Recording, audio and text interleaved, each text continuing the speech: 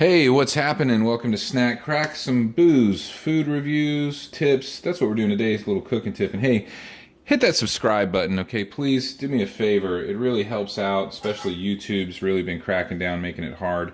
Hit that subscribe button. It doesn't hurt. It feels good, actually. So what we're doing today, just a little quick cooking tip, going over one of my main, some of my main gear that I cook with. One, that I travel a lot, and you might find this funny, but I have kind of like my own little quartermaster box that I take with me everywhere. And one of the things in that box, even when I go on vacation, maybe not if I'm flying, obviously, but if I'm driving, I take my big 13.5-inch cast iron pan with me. And this is just the Lodge brand. I would love to find a nice vintage one day as well, but you can see I got this one seasoned up really nice. Look at that shine. It's not as good as it could be. That'll take about 10 more years of doing it properly. But this, to me, if you really like cooking and certainly like to do more Southern style cooking, which maybe that's the wrong way to say it. You can certainly cook any kind of thing. Cast iron pans are just the way to go. Steak, bacon, whatever. Just, it's so essential to have and to know how to use. And the lifetime of use that you can get out of keeping a good cast iron pan, you just can't beat it. Certainly plenty of videos to watch about that. I might do some someday, but you know, just essentially, you do have to make a commitment to cast iron, to clean it well and do a slight reseasoning after every time that you use it. But if you do, you have this beautiful, durable thing that cooks so even and awesome. Now, some of my other tools that I keep in my little box that I certainly use with cast iron cooking. One, my main tool is a good wooden spatula or flipper with a nice straight edge on it right here.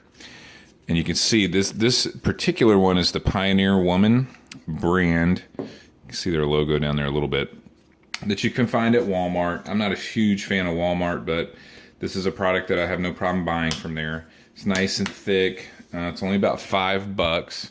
And when I'm cooking with it, one thing about cast iron, as you can see in some of my other videos, is making sure I'm scraping the bottom of that pan, okay?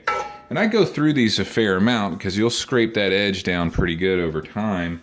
But it's not so harsh like metal that it's going to scrape into my nice coating that's built up in the pan, right? And it's just still sharp enough though to cut through meat a little bit when I'm browning it, like ground beef and stuff like that. And I personally like just the feel of the wood and everything else. And if you got an unruly child, you might be able to motivate them to help out with the dishes or take the trash out a little bit, you know what I'm saying? Anyway, so that's an essential thing, and I think it's important with cast iron, again, mainly too, especially when you're doing meat, like ground meat. You can't let that little one piece of meat really get burned into there, because then it'll start building up coating on top of it, and then you'll have a ruined pan. Then I also have this. Now this particular one, I just bought another one, is the Pioneer Woman brand too. Yeah, they put out a pretty decent little product. I've got that as just my extra flipper to help grab stuff too or whatever. But I also do have it to help do a light scraping when something might develop on the pan. And again, I'm not trying to do too hard on this, but to not scrape the pan, but that's just got a little bit more of a finer edge. And sometimes too, that little fine edge, which I will hit with the file, you know, no problem. You know, I'll actually file that thing down a little bit too, you know. And it's got a kind of nice little edge, and I'll use that a lot if I've got some chicken breast or something like that I want to cut up in the pan while I'm cooking it. That works really good. Or vegetables for that matter, or anything like that, right? Certainly holding stuff down. It almost kind of work as a knife.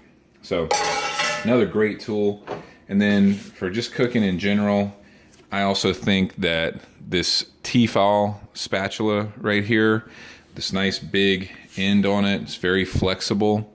but it still even has enough bite. I've absolutely separated, you know, some cooked chicken and stuff like that.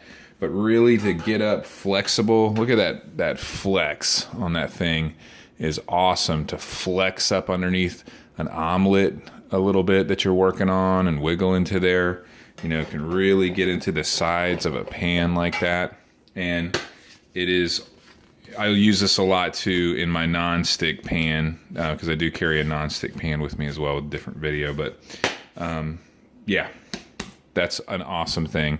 If you only had 3 utensils, you know, of course, adding perhaps a pair of tongs to make things easier, but even with these, you can scoop out anything you need. These 3 things in this pan right here, man, you can cook so much and have so much fun. Anyway, one more interesting thing about this, even though I'm not a big fan of Walmart, you can get all these products at Walmart at a pretty good price, right? So certainly, if you're into cooking or want to really get into cooking and learn more about it, that's the first thing you need to go buy right there, and watch some more YouTube videos. Like Cowboy Kent Rollins has a lot of good ones on how to take care of cast iron and cooking with cast iron. I'll put a link to his channel down below. He's a great YouTube food person. So anyway, hopefully this gives you some insight into some things you might want to add to your collection. And I don't know, I'm just making this video because I love this damn pan so much. I just had to make a video about it. Anyway, hit that thumbs up button. Please, please, please subscribe to the channel. YouTube's going crazy these days. They need to change at the top, I think. But anyway, have a wonderful day.